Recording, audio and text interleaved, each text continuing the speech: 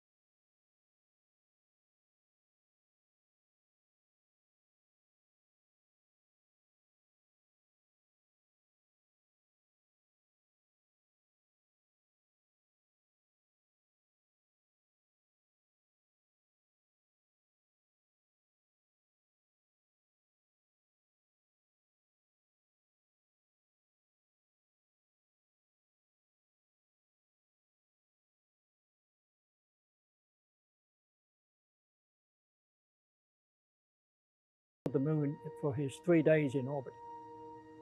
One of the interesting experiments that Scott performed on the moon was to demonstrate Galileo's theory that two objects will always drop at the same rate in an airless environment. For our Falcon, and I'll drop the two of them here, and hopefully they'll hit the ground at the same time.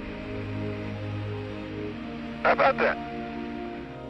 Scott and Irwin, while they were doing their lunar rock studies on the moon, came across a single rock that was determined to be over 4 billion years old.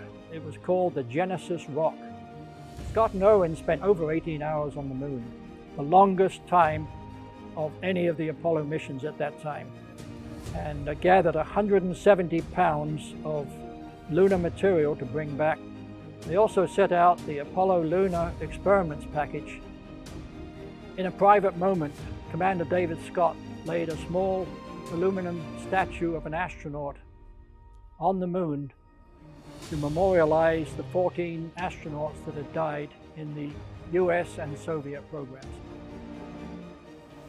The lunar rover had a TV camera on it, and for the first time we were privileged to see the ascent stage take off from the moon.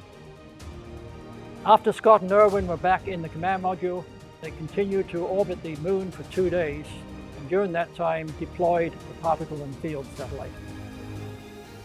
During the flight back to Earth, one of the most important tasks required of the crew was for Al Worden to EVA from the command module and capture the cassettes that recorded all the data that he'd accumulated during his orbits of the moon.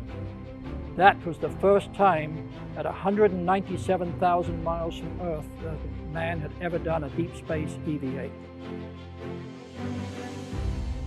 During re-entry, the burn-in reaction control system fuel burned through the risers of one of the chutes, and that chute streamed and effectively became about 1/5 of its normal capacity.